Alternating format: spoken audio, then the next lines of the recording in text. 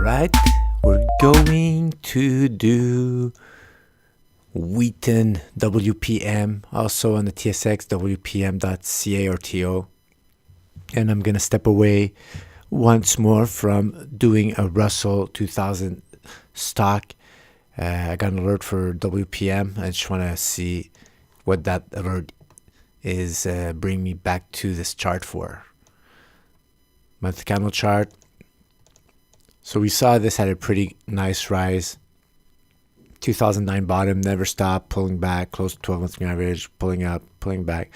Just beautiful. And the classic, when you start getting away from the 12 monthly average, bring in those sellers, give it another go. And those two were those sellers coming in 1 month after the other. Sometimes when you have it 1 month, it's not that bad. Then when you start getting two like that, especially if they have similar type of bodies, one green, one red, and highs pretty much the same on those wicks, those are tweezer tops. And on the monthly chart, those are very, very powerful. So a lot of volatility, up, down, couldn't ever overcome those previous highs, and then just broke down. Not a very nice stage 4. Maybe on the weekly you get some nice plays here and here. And after I tried to break out in 2016, sideways move for a few years. 1, 2 for 2 years, and now we are breaking out. Inclining 12 months moving average. Above. If we close March above this monthly defined breakout line, 22.15. If we get close above, then I have a target of swing rule time.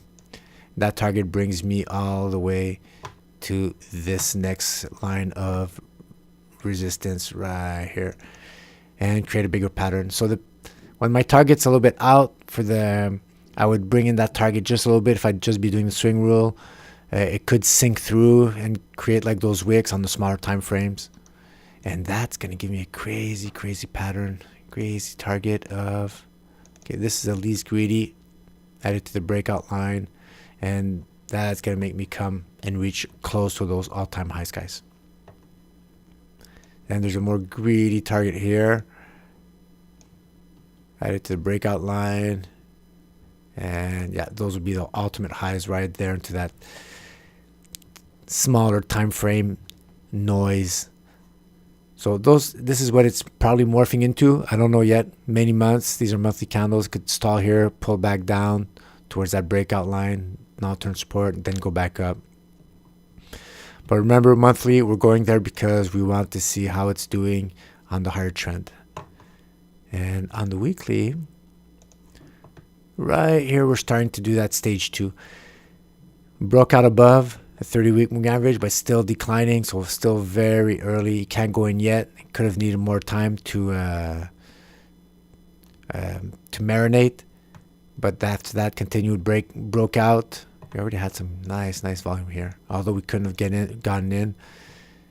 Nice volume here on this other continuation breakout candle, and now it's starting to turn up. And right here, just this week, right here, about a month ago, the 3-week average is starting to incline, and the more we're above, the more we're going to start pulling it up. We're above, so that's my monthly defined support, resistance. Here's my weekly defined. Whoa, here's my weekly defined resistance, and we closed above it last week. The volume, how is my volume? Steal that arrow. Yeah, that's 14 million, 8 million. So yeah, not quite twice the average of the previous 4 weeks, but it's starting to build up. Now it's up to you to wait for the monthly candle close. I don't know where it's going to be, but on the weekly you are breaking out above that weekly defined support. But since we're the monthly, this could just be a wick, and it could actually close below those lines and come back, hit that 30-week moving average, and then try another go after that. And this could be, so it doesn't mean if it goes back down that you that automatically get triggered out, but you want to enter when everything's in your favor, when that monthly candle close is done and that support is crystallized with monthly defined support, which can be harder for the price action to stay below it. It could pierce through on the smaller time frames, but it gets sucked back up if it was any meaningful support. A little close. I would actually let this marinate a little bit. There's no rush. If I go back on the monthly, I've seen a lot of these times these big wicks come in. So if there's something that's up that it's not ready to explode right now, you don't want to get trapped. It looks really tempting, but remember these candles right here, before it got red during the month, it was green, it was all the way up here, and somebody could have said, oh man, to the moon, and what happened? Sucked back down and then went back down below 12-month average, and you would have probably got triggered out, or you would have lost hope. You would have said, okay, that's it. When it came back here, you would have said, I shouldn't be in here. So for all those reasons, fast forward all those scenarios. Just don't fast forward the scenario where it's going to the moon. Fast forward the worst scenario where it could actually not end the month like that. And I've seen it too often. Even if it's 2 days, 3 days in the month, this is nothing. Could easily retract and close, and that'll just be a wick, and then you will be trapped. All right, that's it, guys.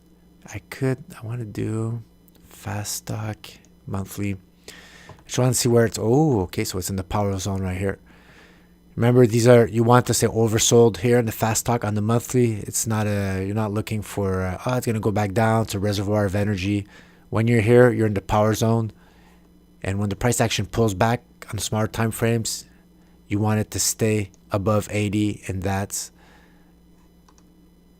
a nice characteristic of a bull run, especially when you cross through halfway territory, and then you're able to stick up there. Very, very promising.